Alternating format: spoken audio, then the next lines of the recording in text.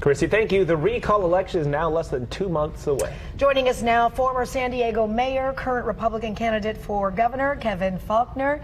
Good morning and good to see you again. Good morning. Great to be back in studio. Thank you, guys. Before we get to the questions, we just watched the oldest and the youngest person go up to space. So I just asked you, would you go? Oh, heck yeah. I'm like, yeah, absolutely. I saw it before I got in the studio. And what an awesome trip, man. I'm glad everybody got back safe. But the answer is, yeah, you get me on that any day. Any day. You are one of 41 candidates looking to replace the governor. Why should people choose you? I think, Sean, people are ready for a change at the top. And I think they want somebody who has the experience and the demonstrated track record to actually get some results on the issues that Californians care about. I'm proud of the work that we did here in San Diego by actually reducing homelessness. The only big city in California that did that. Proud of my record on supporting police and public safety. And really, I think one of the biggest things as I travel the state and talking about is our state's too expensive.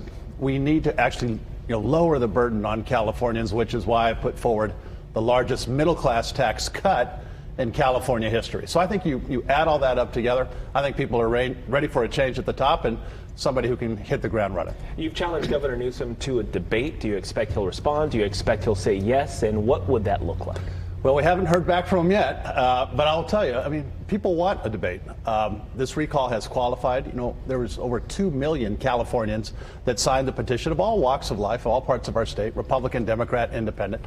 And I think Californians want that debate in terms of the future direction of our state, the issues that I feel very strongly about. I'm prepared to stand up and support my record. Gavin Newsom should be as well. I wanted to talk again about the 41 candidates because how do you break out of that pack? You have so many people. In fact, I think it's less than what the experts had predicted were going to run. In 2003, the only other time in California we've seen this, I think there were like 100 people who ran against Gray Davis. So 41, how do you get that name recognition? How do you get out, obviously you're known in San Diego, but how do you get the word out to the rest of the state? Exactly right, and I'm spending more time obviously outside of San Diego as I travel the state. And as I said, people are receptive and they want a change. And I think you see the number of candidates. I think that's a reflection of the anger, the frustration that Californians are feeling towards this governor, the lack of performance and the failure across so many issues. And so I've loved going out, particularly as we're able to travel a little bit more and some of the lifting of restrictions. People are excited. There's a lot of energy in this state because people love our state and they want a governor that's going to make the changes on the things that we care so much about, particularly our quality of life. There are some people also who say that this recall is expensive and it's costing a lot of money. What do you say to them? Oh, I think the reason that you saw so many Californians sign that petition because there's a sense of urgency. They want this campaign now. And, when you look at the costs, when we look at the failures of what we're seeing from this current administration, $30 billion alone this year in fraudulent checks that went out in terms of our unemployment department. That's why folks want a change, because we will save our state money with good leadership and good management. Let's talk about masks in school. There's been a lot of debate here in California about how we have handled that, how the governor has handled that, and the school districts have handled that. Now we get the CDC saying the kids don't need to wear a mask. Now the American Academy of Pediatrics is saying wear a mask. There continues to be a lack of just direct instruction of this is what you do. There's confusion to this day about what to do. I think you're right, Ro. And one of my biggest criticisms, and we talked about it when I was mayor, the fact that under this governor we were open and closed 5 and 6 different times.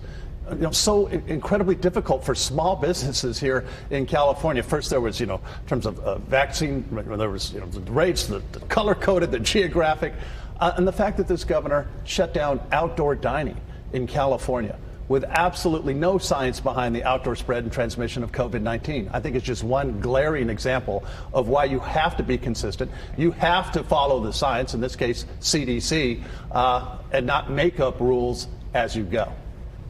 But going to the rules as you go, is there anything to be said about the fact that this is an unprecedented worldwide event, pandemic that we've never been through? And no matter who's in office, Republican, Democrat, what have you, they were going to be the target of people who were against whatever they did because it was all new. We've seen this at the national level, at the local level, at the state level, almost across the country. So what do you say to that? Look, we haven't done this. We're trying all new things because we've never had to deal with this before. I think that's right. And look, we dealt with some of it while I was mayor, right? Particularly those first couple months during the pandemic.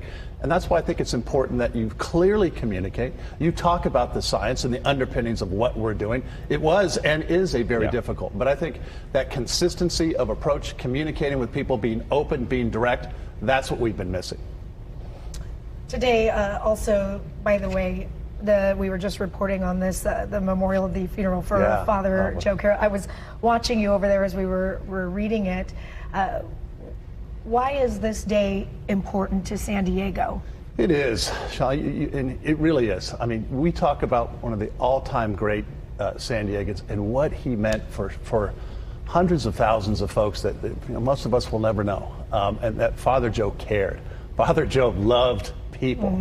I feel very privileged to have been able to work with him both as a council member and mayor. That his heart was 6 sizes too big for that great body of his, and he just had the wit, he had the style. He was very funny, and yes, as you said, the hustler priest. Boy, he was good at raising money. And Father Joe's Villages in St. Vincent de Paul is built on the energy and the caring and compassion of Father Joe. I miss him. San Diegans miss him, and today will be a great day to celebrate him. For sure. And it's a shame that homelessness remains such a big problem, not just in our city, but in our state. But his mission will continue. Mr. Mayor, we thank you for the time. I know Good to see you both. Thank you.